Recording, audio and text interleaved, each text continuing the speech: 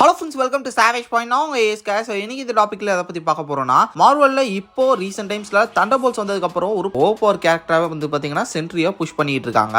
அப்படி இருக்கக்கூடிய சென்ட்ரியை டிஃபீட் பண்ணக்கூடிய அளவுக்கு பவர்ஃபுல்லான characters in fictional world Marvel மட்டும் இல்லாமல் மற்ற யூனிவர்ஸில் இருக்கக்கூடிய கேரக்டர்ஸ்லையும் நம்ம வந்து எடுத்துக்கிட்டு சென்ட்ரியை டிஃபீட் பண்ணக்கூடிய அளவுக்கு பவர்ஃபுல்லான கேரக்டர்ஸ்லாம் யாரு அப்படின்னு தான் இன்னைக்கு இந்த வீடியோவில் நம்ம பார்க்க போகிறோம். இதில் வந்து மேபி டிஃபீட் பண்ணிடலாம், இல்லை டிஃபீட் பண்ணுற அந்த ஒரு முயற்சிக்கு ரொம்ப ஈக்குவலாக போகலாம், அந்த அளவு டஃப் கொடுக்கலாம். அப்படிப்பட்ட கேரக்டர்ஸ் எல்லாரையும் நம்ம லிஸ்ட் பண்ணியிருக்கோம். சரி ஃப்ரெண்ட்ஸ், இந்த வீடியோவை ஸ்கிப் பண்ணாம ஃபுல்லா பாருங்க. வாங்க நம்ம வீடியோக்குள்ள போகலாம்.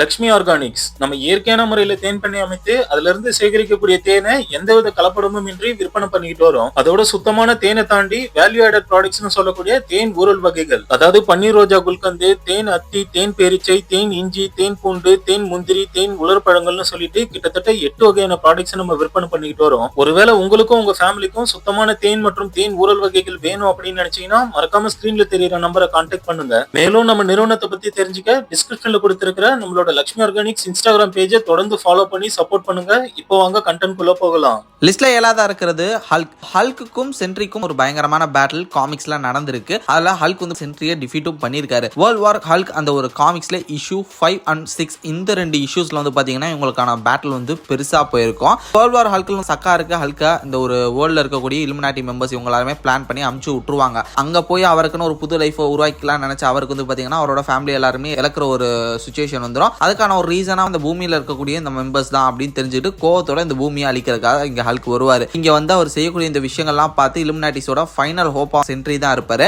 அவரை கிளப்பி விட்டு தான் ஹல்கா போட்டுதலான்னு பார்ப்பாங்க. கிட்டத்தட்ட அந்த ஒரு பேட்டில் 2 பேருமே அவங்களோட ஃபுல் லிமிட்ஸையுமே வந்து ஓபன் பண்ணிருப்பாங்க. எல்லா பவர்ஸையும் வந்து அன்லாக் பண்ணிட்டு ஒரு பெரிய அழிவே வந்து பாத்தீங்கன்னா அந்த இடத்துல உருவாக்கி இருப்பாங்க. கிட்டத்தட்ட நியூயார்க்கே அழிஞ்சிருச்சு அப்படின்னு சொல்லி மிஷன் பண்ணிருப்பாங்க. அதுல இந்த பேட்டில் எப்படி முடிவு அடைஞ்சிருக்கும் அப்படின்னு பாத்தீங்கன்னா கிட்டத்தட்ட அவரோட மொத்த பவர் லிமிட்ஸையுமே ஓபன் பண்ணி நம்ம ஹல்க்கு கூட சண்டை போட்டிருக்காரு. அவருமே வந்து பாத்தீங்கன்னா அவரோட மொத்த காமா ரேடியேஷன் பவர்ஸையுமே ஓபன் பண்ணி நின்றுக்காரு ஒத்தைக்கு ஒத்த. ஃபைனலி அவரே டயர்ட் ஆகி கான்சியஸ் வந்து லாஸ் ஆகி விழுந்ததுக்கு அப்புறம் தான் இங்க ஹல்க் வந்து ப்ரூஸ் பேனர் ஃபார்முக்கு மாறி அவருமே வந்து கான்சியஸ் இழந்து விழுந்திருக்காரு. அப்படி பார்க்கும்போது ஃபர்ஸ்ட் வந்து விட்டு கொடுத்து லாஸ் ஆகி அந்த ஒரு கான்சியஸ் லாஸ் ஆகி விழுந்தது சென்ட்ரி தான். ஃபைனலா நின்னது கடைசியா விழுந்தது ஹல்க். அப்படி பார்க்கும்போது ஹல்க் தான் வின் அப்படின்னு சொல்லிட்டு கன்சிடர் பண்ணியிருக்காங்க. மேபி சிச்சுவேஷன் வேற மாதிரி இருந்தா பாசிபிலிட்டிஸும் வேற மாதிரி இருக்கிறதுக்கான வாய்ப்புகள் இருக்கு. பட் நியர்லி ஹல்க் சென்ட்ரியை டிஃபீட் பண்ண வாய்ப்பு இருக்கு அப்படின்னு சொல்லி காமிக்ஸ்ல மென்ஷன் பண்ணியிருக்காங்க. லிஸ்ட்ல 6ஆவதா இருக்கிறது தோருக்கும் சென்ட்ரிக்கும் வந்து பாத்தீங்கன்னா காமிக்ஸ்ல பேட்டில் பெரிய ஈவென்ட்டாலாம் நடந்தது இல்ல. இருந்தாலும் தோருக்கும் சென்ட்ரிக்கும் பேஸ் லெவல்ல ஃபைட் நடந்ததுன்னா டெஃபினட்டா பேஸ் லெவல் தோரை வந்து பாத்தீங்கன்னா பேஸ் லெவல்ல இருக்கக்கூடிய சென்ட்ரி அவரோட பவர்ஸை வச்சு ஈஸியா டிஃபீட் பண்ண வாய்ப்புகள் இருக்கு. பட் இதே ஓடின் ஃபோர்ஸோட இருக்கக்கூடிய தோரை நிச்சயமா அவரால் டிஃபீட் பண்ண முடியாது. ஏன்னா காஸ்மிக் லெவல் பவர்ஸ் அப்சர்வ் பண்ணிருக்கக்கூடிய ஒரு பவர்ஃபுல் தோர் வெர்ஷனா அந்த ஒரு இடத்துல தோர் இருந்திருப்பாரு ஓடின் ஃபோர்ஸ் இருக்கும்போது மட்டும். அப்படி பார்க்கும்போது கண்டிப்பா சென்ட்ரி டிஃபீட் ஆகிறதுக்கான வாய்ப்புகள் தான் அதிகமா இருக்கு. அதுக்கு எக்ஸாம்பிளுக்கு நான் ஒன்னு சொல்லிடுறேன். லைக் கிங் இன் பிளாக் அந்த ஒரு காமிக் இஷ்யூ 1ல நல்லே வந்து பாத்தீங்கன்னா சென்ட்ரியை போட்டு தள்ளிடுவாரு. ஃபார் ரீசன் அவர் வந்து ஒரு காஸ்மிக் லெவல் என்டிட்டி, அது நம்ம எல்லாருக்குமே தெரியும். இதன் காரணமா அவரால் சென்ட்ரியை டிஃபீட் பண்ண முடியும். ஸோ அப்படி பார்க்கும்போது ஓடின் ஃபோர்ஸோட இருக்கக்கூடிய தோர் வெர்ஷனால நிச்சயமா சென்ட்ரியை டிஃபீட் பண்ண முடியும்.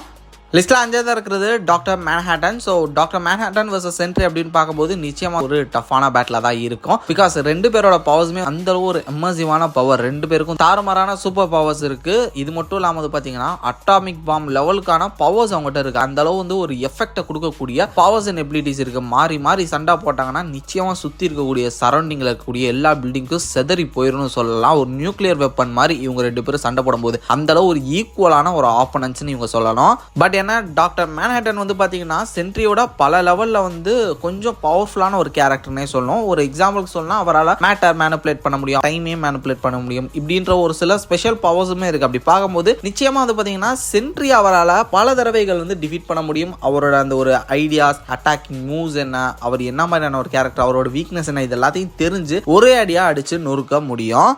லிஸ்ட்ல நாலாவதா இருக்கிறது ஒன் பஞ்ச் மேன். ஸோ ஏன்டா இவனை லிஸ்ட்ல எடுத்துட்டு வந்தீங்க அப்படின்ற மாதிரி நீங்க கேட்கலாம். பட் தவிர்க்க முடியாது. ஏன்னா இந்த ஒரு கேரக்டர் உருவாக்குனதுக்கான ரீசனே அதுதானே. எல்லா ஹீரோஸையும் கலாய்க்கிறதுக்காக ஒரு சட்டையருக்காக தான் அந்த ஒரு கேரக்டரை உருவாக்கியிருக்காங்க. அப்படி பார்க்கும்போது நிச்சயமா வந்து பாத்தீங்கன்னா இந்த கேரக்டர் இந்த ஒரு லிஸ்ட்ல இருக்க தான் செய்யும். சென்ட்ரி வந்து இருக்கிறதுலே ஒரு பவர்ஃபுல்லான கேரக்டர். அவர் உடம்புல 1 மில்லியன் எக்ஸ்ப்ளோடிங் சன் இருக்கு. மின்னல் வேகத்துல ரியாக்ட் பண்ணுவாரு. அவரோட ரீஃப்ளெக்சஸ், இமோர்டாலிட்டி பவர், இது மாதிரியான பல விஷயங்கள் வந்து பாத்தீங்கன்னா அப்படியே வரிசையா லிஸ்ட் போட்டு சொல்லலாம். பட் இந்த லாஜிக், இந்த ஒரு மேஜிக் இதெல்லாமே ஒன் பஞ்ச் மேன் சைட்டாமா முன்னாடி வந்து பாத்தீங்கன்னா ஒண்ணுமே இல்ல. கிட்டத்தட்ட அவர் வந்து ஒரு கீக், லைக் சொன்ன ஆல்ரெடி சார்காஸ்டிக் கேரக்டர்னு. அப்படி பார்க்கும்போது வந்து பாத்தீங்கன்னா மார்வலோட logic and rules, scientific reasons எல்லாம் வந்து இந்த ஒரு கேரக்டரால பிரேக் பண்ண முடியும். இந்த ஒரு லாஜிக்ஸ்லாம் வந்து பாத்தீங்கன்னா இந்த கேரக்டருக்கு கவர் ஆகாது. இது மட்டும் இல்ல, எந்த ஒரு லாஜிக்ஸுமே இது வந்து கிட்டத்தட்ட ஒரு ஆம்னி பட்டன் கூட அவங்க வந்து மாத்திக்கலாம். அந்த மாதிரியான ஒரு கேரக்டர் தான் வந்து பாத்தீங்கன்னா சைட்டாமா. கீக், சட்டையரு இதெல்லாம் தள்ளி வச்சுட்டு ஒழுங்கா உன்னோட பவர்ஸ் அண்ட் எபிலிட்டி என்ன, ஒழுங்கா சண்டைக்கு வாடா அப்படின்ற மாதிரி இழுத்தாங்கன்னா டெஃபினட்டா சைட்டாமா வாங்கிட்டு தான் போவாரு.